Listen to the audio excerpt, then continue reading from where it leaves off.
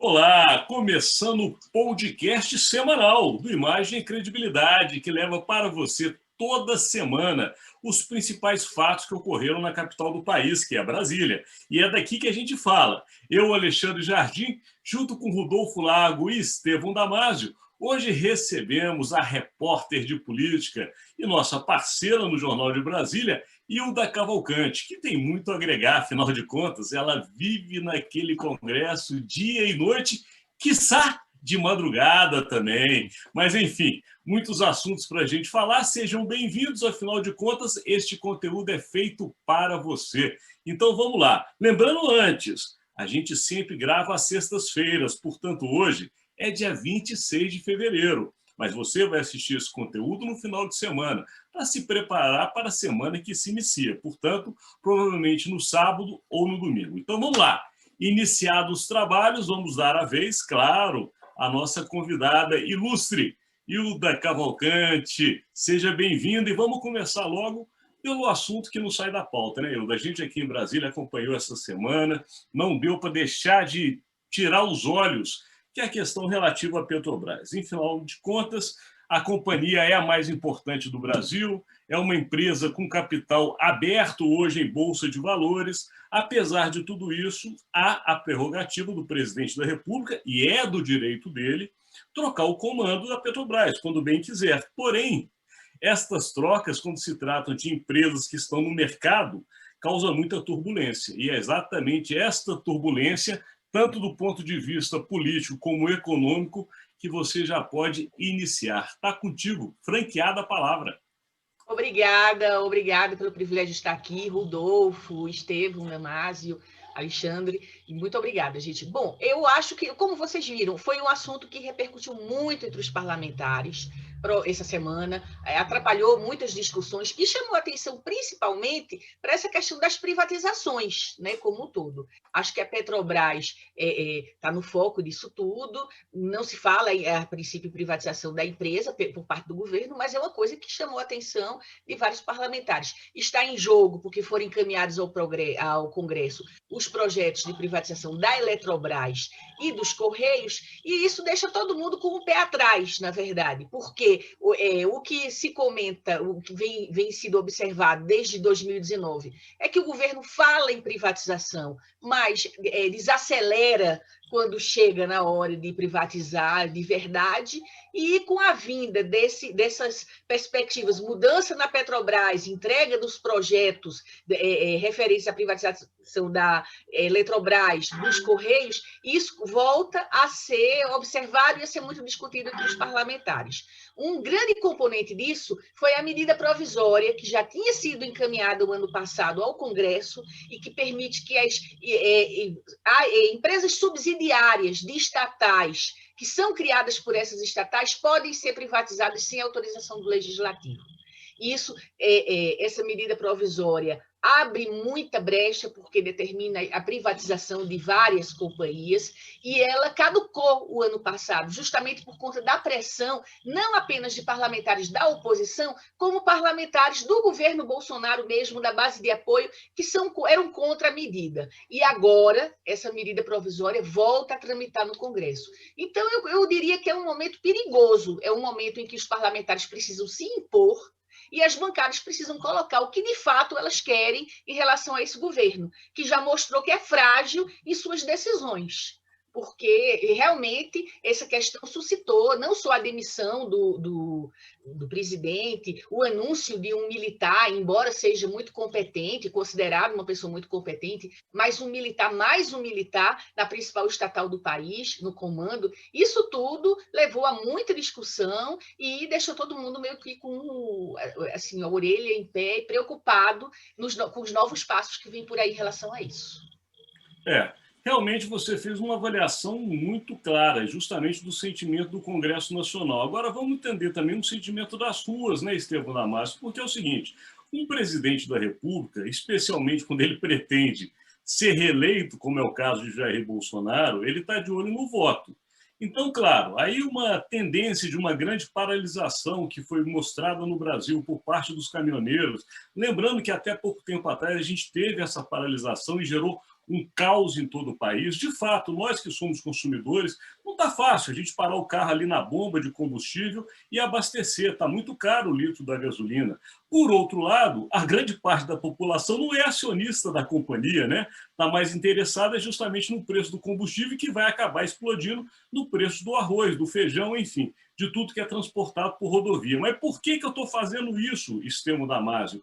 Para que você tente explicar ao nosso seguidor o que faz um presidente da República que, antes de olhar para o interesse do mercado, que é justamente a grande companhia brasileira, a mais lucrativa de todas, e que teve agora, no último trimestre, o maior lucro de sua história, fazer com que ela caia em preços de ação para justamente atender o mercado eleitoral. Está contigo. Você foi muito feliz. Primeiro, bem-vinda, Ailda, perdão, mas você foi muito feliz, né? Ninguém falou que seria fácil. Ser presidente da República é muito difícil. Primeiro que você tem que equalizar ou tentar equalizar os interesses do mercado e os interesses dos consumidores. Por mais justa que tenha sido, né, o motivo, né, da decisão do presidente Jair Bolsonaro de propor, né, ou determinar uma mudança no comando da Petrobras, em função dos altíssimos preços hoje nas bombas, em alguns estados, o litro da gasolina já está R$ 6,00. Isso impacta na cadeia de alimentos, enfim, em tudo. Você não pode, num tabuleiro de xadrez, fazendo uma analogia, fazer um movimento tão brusco, tão radical, sem preparar, né, quem está assistindo, sem preparar o público, os investidores. Eu acho que o presidente Jair Bolsonaro peca muito por isso, né? Ele tem a prerrogativa, sim, mesmo sendo uma empresa de capital aberto, com ações em bolsa, de determinar a mudança no comando, com o crivo, obviamente, do Conselho, mas ele tem que fazer isso de forma mais transparente, né? Tem que preparar, tem que conversar com a equipe econômica, conversar com o Congresso Nacional, de repente até conversar com representantes de investidores. Eu não vejo nenhum problema nisso, mas da forma como foi feita a mudança, você acaba gerando um tremendo prejuízo em termos das ações da Petrobras, embora depois do primeiro tombo, do início, né, do impacto, as ações já tenham recuperado um pouco do valor, mas isso gera desconfiança, como frisamos, nos investimentos estrangeiros. E o país é muito dependente desses investimentos. O investidor quer o quê? Segurança jurídica e previsibilidade. Sem essas duas pernas, dificilmente ele vem ou mantém os investimentos no país que não lhes dá a segurança jurídica e a previsibilidade. Então, eu repito, ninguém falou que seria fácil. O presidente Jair Bolsonaro está numa encruzilhada, ou ele tem a coragem de mudar a política de preços, ou não tem outra alternativa, né? Porque não é num passe de mágica, numa canetada, que ele vai conseguir fazer com que o preço da gasolina volte ao patamar de anos atrás, em torno de R$ 2,80, R$ 2,90. É uma situação difícil. Difícil também a convivência com o Congresso Nacional. E por isso a gente vai a Rodolfo Lago, que está sempre com o olhar atento e conhece muito bem daquela casa. Rodolfo Lago, como é que a gente pode classificar essa mudança? Porque é o seguinte, o presidente da República foi eleito com a bandeira do liberalismo que tem como alicerce Paulo Guedes. E agora, o general Luna parece ter a cara do Centrão. Como é que fica, Rodolfo Lago, a política de Jair Bolsonaro? Pois é um jogo aí, é meio que nem aquela música do João Bosco do Aldir Blanc, dois para lá, dois para cá, né?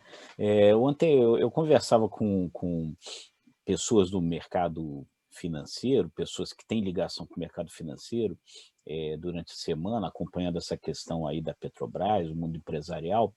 E tem muito essa percepção, viu, Alexandre, de que é um morde-a-sopra, né? O presidente faz ali acenos para a sua base ideológica mais radical num dia, no dia seguinte faz acenos ao liberalismo para tentar manter costurada aquela aliança que o levou à presidência da República em 2018. Vamos pensar o seguinte, em termos práticos, né, o que a intervenção feita na Petrobras provocou de consequências até agora de fato? Não me consta que tenha conseguido reduzir nem um centavo no preço da gasolina, né? O presidente da Petrobras, Castelo Branco, continua lá até o final do seu mandato, que é no final de março. Ou seja, ele interveio, mas o cara só vai sair quando terminar o mandato dele mesmo. Então, em termos práticos, assim, muito pouco aconteceu. Agora, para esse eleitorado raiz do Bolsonaro, aquilo foi bonito, foi bacana. Eles acham que é aquela coisa do presidente que tem coragem, né? Bate o pau na mesa, resolve as coisas e tal, parará, funciona. No dia seguinte a fazer isso, o presidente da República bota a pastinha debaixo do braço, o Paulo Guedes, de mão dada, vai ao Congresso levar a MP que abre o caminho para a privatização da Eletrobras. Algumas pessoas que eu conversei dizem o seguinte, uma MP pensada, pronta, preparada, estudada, ou seja, nada que tenha sido resolvido da noite para o dia, ou seja, uma carta na manga que estava lá para ser colocada para o Congresso no momento conveniente. Então, um morde-a-sopra. A mesma coisa com relação à medida da privatização dos Correios. Também passou para o mercado essa ideia de algo pensado, estudado, com reunião e tal, que você guarda e joga no momento conveniente. Então, só que o grande problema hoje, pelo que me disseram, Alexandre, é o seguinte, as pessoas já começam a não acreditar muito nisso, né? E ficam ali com dúvida até onde vai a sinceridade do Bolsonaro com relação a realmente acreditar nessas questões liberais, a querer privatizar as coisas, e fica essa dúvida, só que o mercado empresarial e financeiro não tem no horizonte uma alternativa eleitoral. Então, como não tem uma iniciativa eleitoral, uma alternativa eleitoral, vai ficando com o Bolsonaro, porque não tem outro nome no horizonte por enquanto. Falou tudo, Rodolfo Lago. Agora, de fato, já chegando no nossa segunda pauta desta revisão semanal que o Imagem e Credibilidade faz para você, seguidor, nós vamos falar justamente de um ponto que é fundamental para estabelecer, de fato, se o presidente vai manter esse viés liberal que o levou ao Palácio do Planalto ou se vai incorporar o viés estatal, né? Ou mais a cara do centrão, porque a votação da PEC emergencial define muito bem os caminhos, inclusive, segundo o próprio ministro Paulo Guedes, a sua permanência. E aí eu chamo a atenção de vocês, nesta rodada, para uma coisa que me vem à mente. Como que o antagonismo acaba se assemelhando. Por que eu estou dizendo isso? A grande bandeira de Jair Bolsonaro, entre as outras que o elegeram, era ser contra o PT. E o principal expoente do Partido dos Trabalhadores, que era o Lula, depois de várias eleições perdidas, só conseguiu ser eleito porque incorporou à sua campanha um homem do mercado, que era José Alencar. E foi visto pelo mercado não mais como bicho-papão. E o mercado o absorveu e ele foi eleito. Porém, para ele ser reeleito, ele teve que fazer o quê? Ir para a mão do assistencialismo. Foram os grandes programas sociais que o levaram à sua reeleição. Olha o antagonismo como se assemelha. Chegando agora ao momento Jair Bolsonaro, o mercado o leva ao poder porque tinha Paulo Guedes. E agora o que, pelo menos ele imagina, pode levá-lo para o segundo mandato é justamente o assistencialismo. Não é interessante, Hilda Cavalcante? Eu só fazer um adendozinho aí, claro. Né? O que é o reflexo no espelho, né, Alexandre? O reflexo no espelho é a imagem invertida, né? Cara, essa imagem foi perfeita, Rodolfo Lago. E vamos lá, então, Hilda, PEC emergencial, você que está lá de olho o tempo todo, qual vai ser a cara desse governo? Vai ser o liberal ou vai ser o centrão? Olha, eu não sei, eu acho muito que vai ser a cara do centrão, como, aliás, como você disse, já vimos esse filme em muitos governos. Agora, essa questão da PEC emergencial, tudo está passando pela proposta que está sendo feita, está em curso, de cortar recursos, né, constitucionais previstos desde 88 para a educação e para a saúde. Eu, particularmente, eu concordo com os deputados e senadores que são contra isso. E dentro desse ponto que os líderes não chegam a acordo algum, e muitos deles acham o contrário. Isso passa também pelo Fundeb, vai afetar recursos do Fundeb, que é uma proposta uma legislação vigente hoje, mas que demorou quase 10 anos para ser aprovada, e demorou meses depois de aprovado para ser regulamentado. Essa regulamentação aconteceu em dezembro, ou seja, mexe com pontos muito caros para os parlamentares e pontos sobre os quais eles vão ser muito cobrados pelo eleitorado no futuro. Ninguém confia. Você confia que um prefeito vai ter discernimento para decidir sobre as verbas, o percentual correto que ele vai destinar para aquele município, para a saúde e para a educação?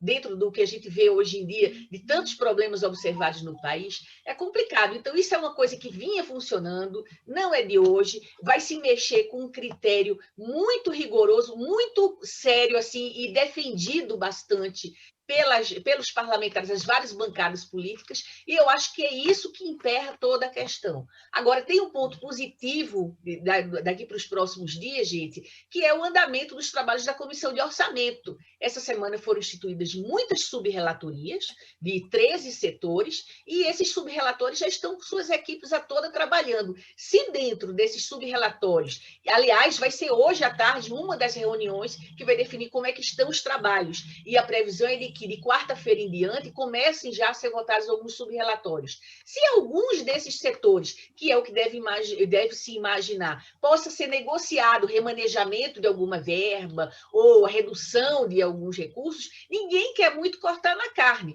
mas dentro de tudo que está posto, das negociações que estão sendo feitas, pode ser que isso ajude a, como se diz, desenrolar esse nó daqui para quarta, quinta-feira. Agora, o ponto principal foi isso, mexerem com uma questão que afeta toda a população e que vai ser muito cobrada nas urnas pelos eleitores de todos os deputados e senadores. Diante disso, Rodolfo Lago, que Hilda acaba de nos revelar da sua cobertura primorosa no Congresso Nacional, eu lhe pergunto, há ambiente político para se votar e aprovar a PEC emergencial?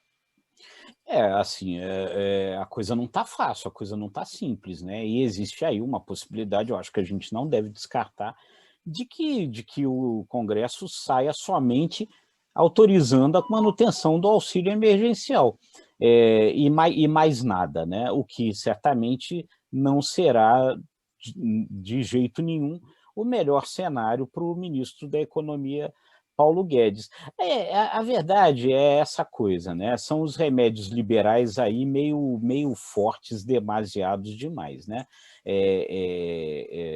Você tirar os recursos vinculados da saúde e da educação, parece um remédio muito forte, né? Agora, também por outro lado, na situação que a gente vive, você estabelecer um auxílio emergencial sem ter nenhum tipo de gatilho para manter o teto de gastos, para manter a responsabilidade fiscal, parece também uma tremenda irresponsabilidade. Vai tirar dinheiro de onde, vai fazer de que jeito, né?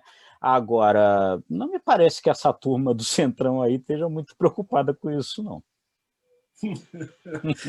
Eu acho, só adendo, colegas, pessoal, 2 minutos, o que isso está mostrando, essas matérias emblemáticas agora no começo do ano, estão mostrando para o Centrão que a situação não era tão fácil, assim como para o governo Bolsonaro, que não seria tão fácil controlar o Congresso, mesmo tendo o apoio do Centrão. Estevão Damasio, isso me lembra a sua análise do primeiro ponto da pauta, que era a Petrobras, quando você disse que governar não é fácil, mas agora vamos inverter o local, falando de Congresso Nacional. Para os parlamentares que também disputam eleições e também estarão em 2022 nas urnas, para eles, a votação dessa PEC emergencial vai ter um caráter de que maneira? Como você enxerga essa tramitação? Eu acho que tem uma contradição muito grande aí e é justificada, né, pelo caráter liberal da equipe econômica, né? Porque a equipe econômica é muito pragmática, especialmente o ministro, né? Porque ele não abre mão, né, Parece que é um perde-perde para os mais carentes. A partir do momento em que ele, para concordar e endossar esse auxílio emergencial, que é uma questão de sobrevivência para milhões de famílias carentes em nível nacional, ele vai tirar ou admite retirar recursos da saúde e da educação, os pobres vão continuar perdendo. Então, eu não vejo, infelizmente, o governo buscando, como disse a Hilda, o corte na própria carne, o próprio Congresso ajudando a cortar despesas que são muito altas, né, no próprio funcionamento da Câmara e do Senado. Por que não atacar essas benesses fiscais, né? Rever, mas com um crivo responsável, várias empresas continuam mamando nas tetas do governo.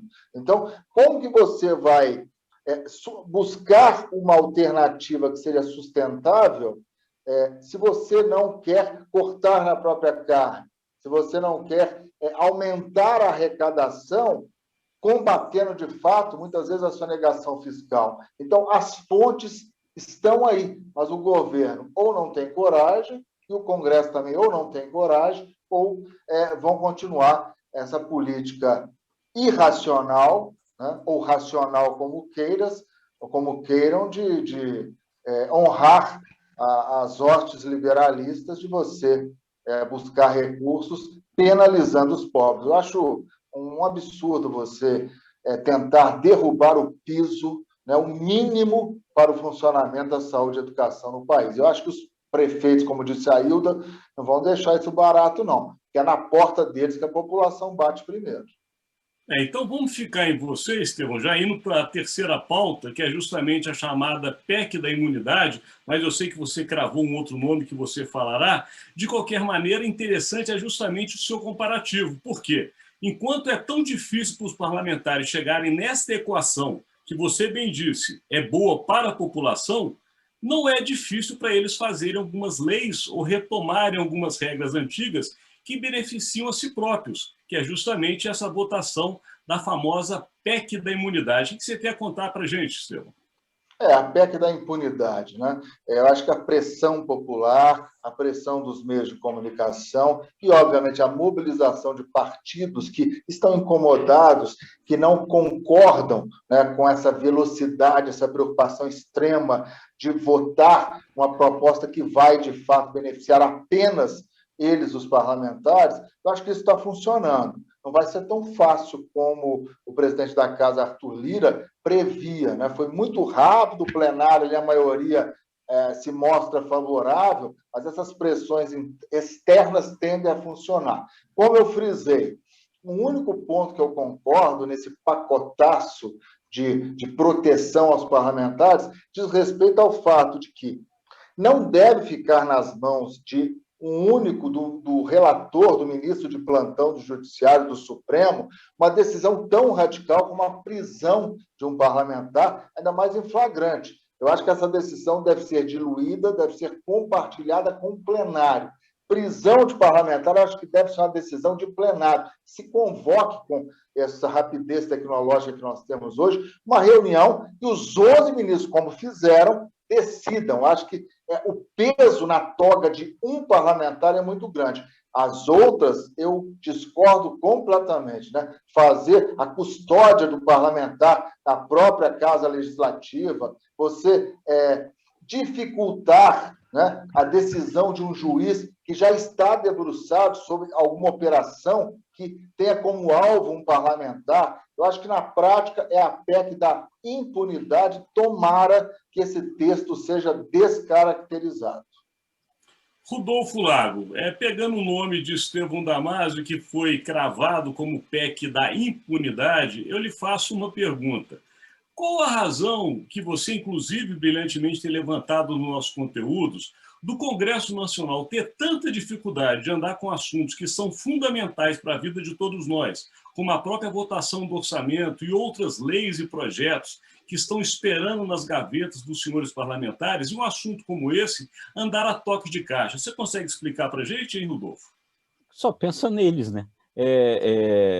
enfim, aquela ideia do que o povo quer, essa casa acaba querendo, na verdade é o seguinte, o que o povo quer, essa casa interpreta a sua maneira de acordo com a sua conveniência. É isso, né?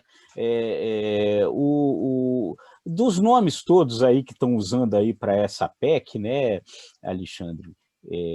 PEC da imunidade, PEC da impunidade, PEC da blindagem. Eu acho que o único que não é justo é chamar de PEC Daniel Silveira, tá? Porque na minha avaliação, Está sofrendo.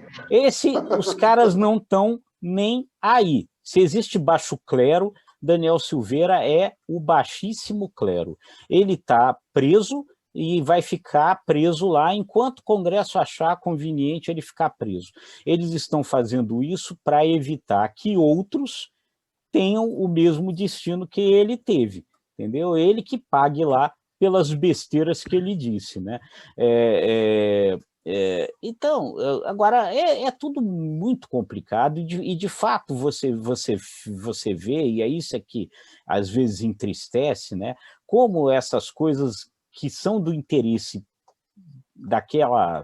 daqueles 513 caras andam quando o resto das coisas que são do interesse dos nossos mais de 200 milhões de habitantes não andam, né? É uma loucura nessa situação, na minha avaliação, no meio de uma pandemia, no meio de uma crise econômica, entendeu? Que a coisa que ande no Congresso é uma PEC para regulamentar como se dá a imunidade parlamentar, como se dá um privilégio ao parlamentar numa hora dessas, né? E com todas essas polêmicas, né? Do sujeito ficar preso dentro do apartamento dele e tem que autorizar isso, tem que autorizar aquilo. No mínimo, isso não era o momento de estar sendo discutido. Se a Câmara acha que achou 364 caras votaram nesse sentido, que era justo Daniel Silveira ficar preso, vamos para diante, entendeu? Vamos para diante. Não vejo nenhum sentido nessa regularização apressada da imunidade parlamentar. A Constituição é de 1988, porque só agora eles acharam que era urgente regulamentar isso, e desse jeito. O morde-a-sopra está virando moda. 2 pesos, 2 medidas. Mas vamos ouvir Hilda, porque, afinal de contas, ela está lá dentro daquela casa todo dia. Então, ela vai nos falar exatamente o sentimento que está para a votação desta famosa PEC. Hilda, com você. Olha, eu acho que a grande prova, assim, o grande momento que mostrou justamente as fragilidades e os problemas que a Câmara está enfrentando para votar essa proposta foi a entrevista concedida ontem pelo presidente, onde ele chamou os jornalistas preocupado e disse, olha, eu quero dizer que só está acordada a modificação do artigo 53 da Constituição, que fala da inviolabilidade de voz e voto dos parlamentares. Os outros itens que muitos deputados têm falado aqui, ainda são todos objetos de negociação com os líderes. Ali foi quase um recado que ele passou, assim, nem sei se ele quis mesmo passar isso, mas ele deixou claro que ele perdeu o controle disso. Ele não manda mais em nada sobre essa proposta e tudo está suscetível de avaliações, tem as críticas da oposição, as críticas de parlamentares, até mesmo da base aliada, da população em relação a isso. Então, esse enrosco todo, a gente não sabe se vai ser resolvido daqui para a próxima semana, ou se vai terminar essa PEC ficando parada, sendo suspensa um pouquinho. De todo jeito, os parlamentares já mostraram que foi uma grande imaturidade e uma grande atrapalhada deles de terem apresentado e pensado nessa possibilidade de mudar a Constituição nesses termos logo de imediato após o Carnaval e esse episódio todo do Silveira. Seguidor, essa visão de quem conhece o Congresso, você só vê aqui. Essa experiência de Hilda Cavalcante não é feita do dia para a noite, não. São muitos e muitos anos ali naquele Congresso. Mas já fica em você, Hilda, porque agora a gente vai começar aquela etapa final do nosso podcast, que são as projeções da próxima semana. Qual a sua projeção, Hilda? Bom, a minha projeção é, como eu falei, a gente tem que ficar de olho sempre no orçamento. Semana que vem vão ser realizadas várias reuniões da Comissão de Orçamento e até algumas votações. Acho que isso vai interferir, inclusive, na PEC emergencial. a própria PEC emergencial, que tende a ser discutida, se não vier a ser votada, mas esse acordo está em curso. E outro ponto que eu chamaria muito a atenção também é a questão das comissões técnicas, porque está programado para a próxima semana a definição, finalmente, do colegiado de todas essas comissões. E é uma coisa que tem também levado a muita polêmica, muitas divergências sobre os políticos que vão ocupar esses colegiados. Perfeito. Projeção agora de Rodolfo Lago. Olha, eu acho que a gente termina a semana que vem com a definição do auxílio emergencial. Se nós vamos ter a aprovação do resto, né, da PEC emergencial, aí eu já não sei, porque está complicado. Mas o presidente já sinalizou aí, eu acho que na semana que vem a gente deve ter a definição do auxílio emergencial. Então, da projeção de Rodolfo para a projeção de Estevão Damásio. Os holofotes, eu creio que vão continuar voltados para o Congresso Nacional e eu aposto também numa solução, porque é prioritária para a questão do auxílio emergencial. Eu vou com vocês, não tem outra forma. A projeção também que faço é para o Congresso Nacional. Todas as atenções de Brasília estão naquela casa, tanto para a PEC emergencial, que eu também acredito como vocês, que será iniciado o processo, mas não será concluído, porém, com relação ao auxílio emergencial, esse já, de fato, fez água, como a gente diz. Ele tem que ser aprovado de imediato, porque a situação no Brasil está caótica, e muitas pessoas, inclusive, indo morar na rua, como tem mostrado os jornais, porque não tem mais aonde morar e nem a pagar um aluguel. Chegamos ao final do nosso conteúdo semanal, o podcast do Imagem e Credibilidade. Lembrando que este conteúdo só acontece porque temos a parceria do Jornal de Brasília, o grande jornal da capital do país. E este conteúdo também, como os demais, estão sempre disponíveis no site do jornaldebrasilia.com.br, no site do imagemcredibilidade.com, que eu lembro a vocês, está passando por uma reforma, ficará muito mais bonito do que já era. E também nas redes sociais e no Spotify. Segunda-feira, temos JBR News, com o principal fato do dia. Aqui me despeço agradecendo a presença da nossa parceira, colega e excelente jornalista, que é Hilda Cavalcante, e já dando tchau. Lembrando a vocês, continue a nos seguir nas redes sociais. Até a próxima semana. Tchau, pessoal. Bom fim de semana. Bom fim de semana. Muito obrigada.